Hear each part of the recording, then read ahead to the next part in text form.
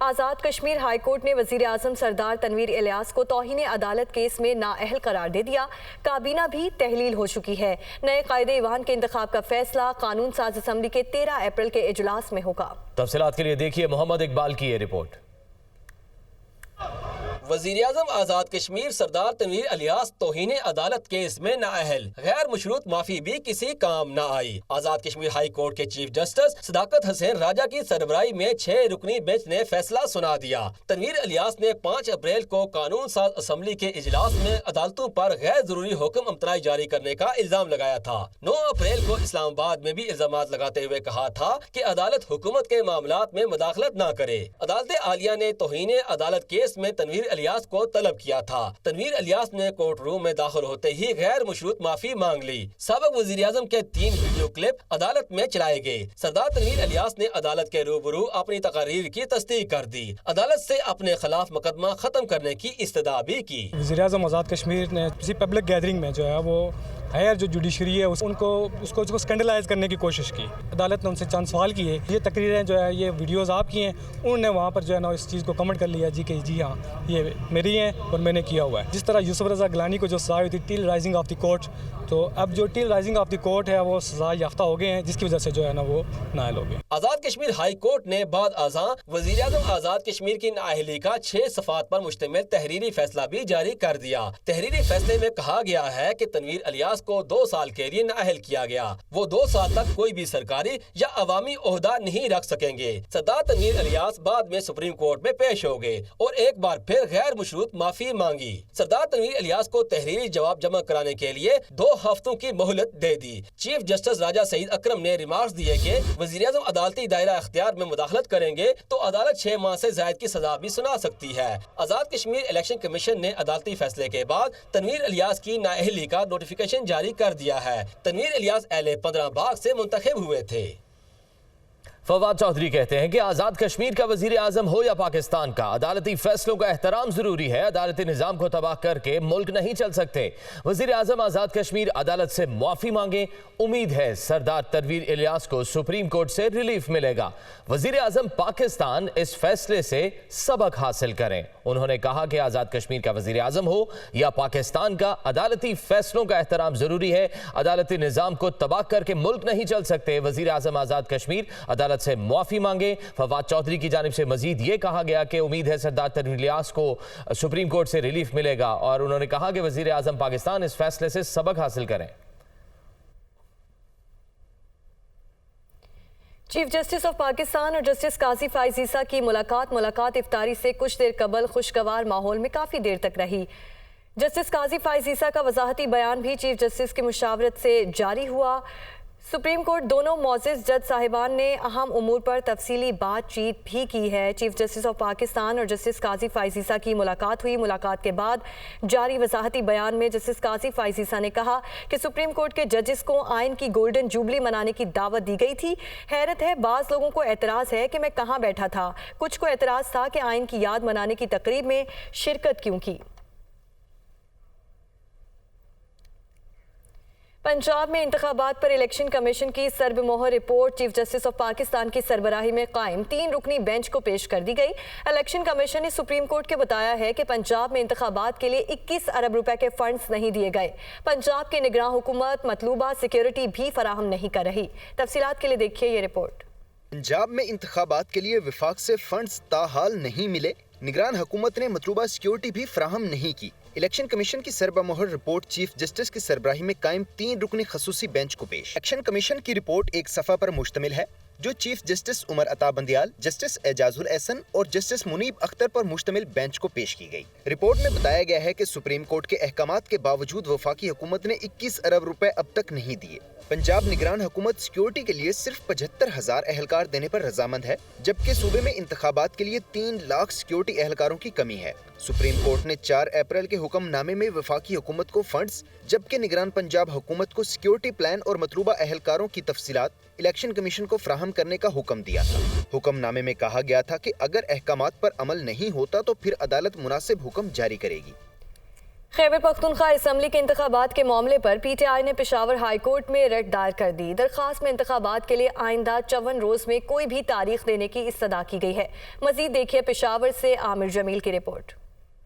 پاکستان تحریک انصاف نے خیبر پختونخوا اسمبلی کے انتخابات کے معاملے پر پشاور ہائی کورٹ میں ریٹ دائر کر دی۔ درخواست میں الیکشن کمیشن، وفاق و صوبائی حکومتوں، گورنر خیبر پختونخوا اور صدر مملکت کو فریق بنایا گیا ہے۔ مشتاق غنی کا کہنا تھا کہ اپنی 2 اسمبلیاں ختم کی ہیں، اب الیکشن چاہتے ہیں۔ حکومت بہانے بنا کر الیکشن ملتوی کر رہی ہے۔ ہم ہر فورم پر قانونی کارروائی کر رہے ہیں۔ امید ہے کہ 90 دن یا کم سے کم دنوں میں الیکشن کی تاریخ دی جائے گی۔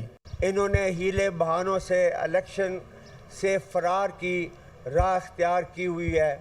ہمارے یہاں ہمارے گورنر صاحب نے جس دن اسمبلی ڈیزالو کی تھی اسی دن ان کو انتخابات کی ڈیٹ اناؤنس کر دینی چاہیے تھی۔ پی ٹی آئی وکیل بیرسٹر گوہر کا کہنا تھا کہ خیبر پختونخوا اسمبلی تحلیل کے بعد وقت 17 اپریل کو ختم ہو رہا ہے۔ اگر الیکشن 17 اپریل کو نہیں کرا سکتے تو جون کے پہلے ہفتے میں کرائے جائیں۔ 90 ڈیز میں الیکشن نہیں ہو سکتے تو کم سے کم مدت میں ہوں گے، چونکہ یہ مدت پوری ہو رہی ہے 17 اپریل کو، لہٰذا ہماری استدعا ہے کہ کم از کم وقت میں یہ الیکشن جو 54 ڈیز چاہیے اس کے دوران آپ الیکشن کریں۔ پاکستان تحریک انصاف کے رہنماؤں نے نگران وزیر اعلیٰ خیبر پختونخوا پر تنقید کرتے ہوئے ان کے خلاف بھی ریفرنس دائر کرنے کا عندیہ دیا۔ وفاقی وزیر توانائی خرم دستگیر کہتے ہیں کہ 2023 کے انتخابات 2018 کی طرح نہیں ہونے چاہیے۔ اگر پنجاب میں الیکشن پہلے ہو جاتے ہیں تو عام انتخابات پر گہرا اثر پڑے گا۔ اکتوبر میں ایک ساتھ الیکشن ہوگا۔ وہ اسلام آباد میں نیوز کانفرنس کر رہے تھے۔ 2023 کے جو انتخابات ہیں وہ 2018 کی طرح نہیں ہونے چاہیے۔ ہم نے تو ڈسکا نہیں کرنا۔ ملک کے 55% آبادی والے صوبے پنجاب میں صوبائی انتخابات ہو جاتے ہیں تو اس سے پورے عام انتخابات کا جو معاملہ ہے اس پر ایک گہرا اثر پڑے گا۔ عدالت عالیہ اپنے معاملات کو بھی اسی شفافیت سے چلائے جس شفافیت کے فیصلے وہ دوسرے اداروں کے معاملات میں دیتے ہیں اور درست دیتے ہیں۔ آئین کی جو تشریح ہے جو ہم سب اس پر متفق ہیں کہ سپریم کورٹ نے کرنی ہے، سپریم کورٹ کے تمام ججز ایک فل کورٹ میں بیٹھیں اور پھر اپنی اجتماعی دانش سے اس آئینی بحران کو حل کر کے جو فیصلہ دیں گے۔ Supreme court practice and procedure bill 2023 کو سپریم کورٹ اور اسلام آباد ہائی کورٹ میں چیلنج کر دیا گیا ہے۔ درخواستوں میں اعلیٰ عدلیہ سے استدعا کی گئی ہے کہ بل غیر آئینی ہے، کالعدم قرار دیا جائے۔ اسلام آباد سے یہ خصوصی رپورٹ دیکھیے۔ جس پاکستان کے اختیارات محدود کرنے کا معاملہ supreme court practice and procedure bill 2023 منظوری کے 24 گھنٹے کے اندر ہی چیلنج، کالعدم قرار دینے کی استدعا۔ سپریم کورٹ میں محمد شفیع منیر ایڈوکیٹ نے بل کو چیلنج کرتے ہوئے استدعا کی کہ بل کو غیر قانونی اور غیر آئینی قرار دیا جائے۔ سپریم کورٹ کے رولز بنانے کا اختیار صرف سپریم کورٹ کو ہی حاصل ہے۔ دوسری طرف ایڈوکیٹ سعید آفتاب نے اسلام آباد ہائی کورٹ میں درخواست دائر کرتے ہوئے موقف اختیار کیا کہ بنیادی مطالبہ صرف آرٹیکل 184 کے تحت فیصلوں کے خلاف حق کی اپیل کا تھا۔ اپیل کا حق چیف جسٹس پاکستان کے اختیارات میں کمی لائے بغیر دیا جا سکتا تھا۔ ہائی کورٹ کی طرز پر انٹرا کورٹ اپیل کا حق دیا جا سکتا تھا۔ درخواست میں بل کو کالعدم اور سماعت مکمل ہونے تک معطل کرنے کی استدعا کی گئی۔ ڈسٹرکٹ اینڈ سیشن کورٹس اسلام آباد نے توشہ خانہ کیس کی جلد سماعت سے متعلق الیکشن کمیشن کی درخواست مسترد کر دی۔ توشہ خانہ کیس پر سماعت 29 اپریل کو ہی ہوگی۔ عدالت کا 2 صفحات پر مشتمل تفصیلی فیصلہ جاری ہو گیا۔ دیکھتے ہیں اسلام آباد سے یہ رپورٹ۔ الیکشن کمیشن ٹرائل کے حوالے سے ڈائریکشن نہیں دے سکتا۔ سیشن کورٹ نے جلد سماعت کے لیے الیکشن کمیشن کی درخواست مسترد کر دی۔ توشہ خانہ کیس میں 2 صفحات پر مشتمل تفصیلی فیصلہ جاری۔ ایڈیشنل سیشن جج اسلام آباد ظفر اقبال نے فیصلے میں کہا ہے کہ توشہ خانہ کیس کی گزشتہ سماعت 30 مارچ کو ہوئی۔ عید، رمضان اور وکلا ہڑتال کے بعد سماعت 29 اپریل تک ملتوی کی گئی۔ الیکشن کمیشن کی جانب سے سماعت جلد مقرر کرنے کی درخواست میں ٹھوس وجوہات نہیں بتائی گئیں۔ قوانین۔ فیصلے میں کہا گیا ہے کہ الیکشن ایکٹ کے سیکشن 190 کے تحت دائر شکایت کا ٹرائل سیشن کورٹس میں ہوتا ہے۔ قانونی پہلوؤں کو مد نظر رکھتے ہوئے الیکشن کمیشن کی درخواست خارج کی جاتی ہے۔ درخواست کے حوالے سے فائل کو توشہ خانہ کیس کے مرکزی ریکارڈ کے ساتھ منسلک کیا جائے۔ Army chief general Asim Munir نے ٹیکسلا میں ہیوی انڈسٹریز کا دورہ کیا ہے، جہاں انہوں نے دفاعی مصنوعات کی تیاری اور ٹینکوں کی اپ گریڈیشن کا معائنہ کیا۔ سپہ سالار کا کہنا تھا کہ دفاعی پیداوار میں خود انحصاری سے برآمدات اور معیشت کو فائدہ ہوتا ہے۔ یہ رپورٹ دیکھیے۔ Army chief general Syed Asim Munir کا ہیوی انڈسٹریز ٹیکسلا کا دورہ۔ سپہ سالار نے tank, APC، remote weapon system اور مقامی ساختہ 155 mm آرٹلری گن بیرل کا مشاہدہ کیا۔ افسروں اور ورک فورس کی صلاحیتوں پر مکمل اطمینان کا اظہار۔ آرمی چیف کی آمد پر چیئرمین ہیوی انڈسٹریز ٹیکسلا نے ان کا استقبال کیا۔ ترجمان پاک فوج کا کہنا ہے کہ آرمی چیف کو HIT کے امور کار اور پیداواری صلاحیتوں پر بریفنگ دی گئی۔ انہیں جدت پسندی اور جاری منصوبوں سے بھی آگاہ کیا گیا۔ آرمی چیف نے کہا کہ HIT knowledge economy, research and development میں مرکزی حیثیت اختیار کر چکی ہے۔ R&D اور دفاعی پیداوار میں خود انحصاری کی پالیسی میں مرکزی حیثیت رکھتی ہے۔ دفاعی پیداوار میں خود انحصاری سے برآمدات اور معیشت کو فائدہ ہوتا ہے۔ آرمی چیف نے مسلح افواج کی ضروریات بین الاقوامی معیار کے مطابق پورا کرنے پر HIT کو خراج تحسین پیش کیا۔ آرمی چیف نے ادارے کو جدید بنانے کے لیے افسران اور افرادی قوت کے عزم کو سراہا۔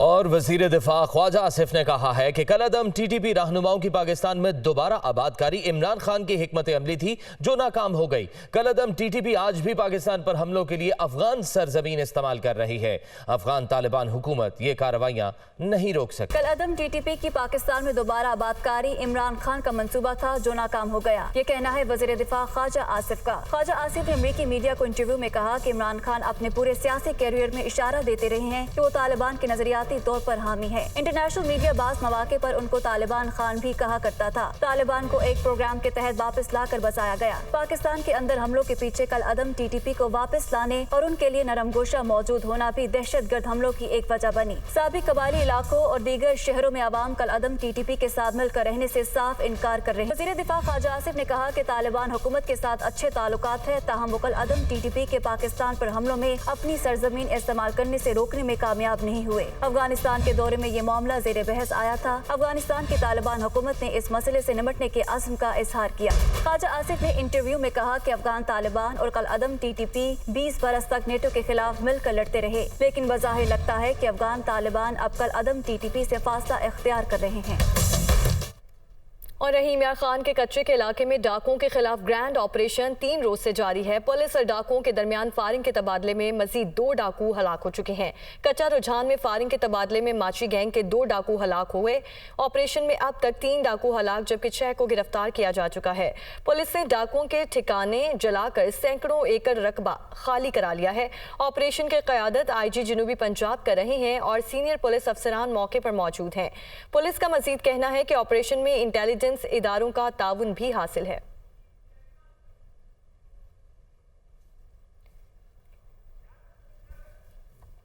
تحریک انصاف وسطی پنجاب کے صدر ڈاکٹر یاسمین راشد کا کہنا ہے کہ نواز شریف کے ہواری الیکشن سے جان چھڑانے کے لیے عدلیہ پر حملہ آور ہیں۔ عطا تارڑ کو چاہیے کہ وہ پہلے اشتہاری نواز شریف کو وطن واپس لے کر آئیں۔ ڈاکٹر یاسمین راشد سے مختلف اضلاع سے آئے ہوئے پارٹی رہنماؤں نے ملاقاتیں کی جس میں آئندہ کے لائحہ عمل کے حوالے سے تبادلہ خیال کیا گیا۔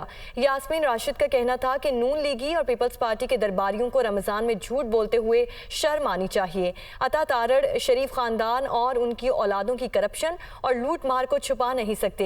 PTI کرپٹ ٹولے کو الیکشن سے بھاگنے نہیں دے گی۔ PDM اور ان کے حواریوں کی حکومت نے ملکی معیشت کا بیڑا غرق کر کے رکھ دیا ہے۔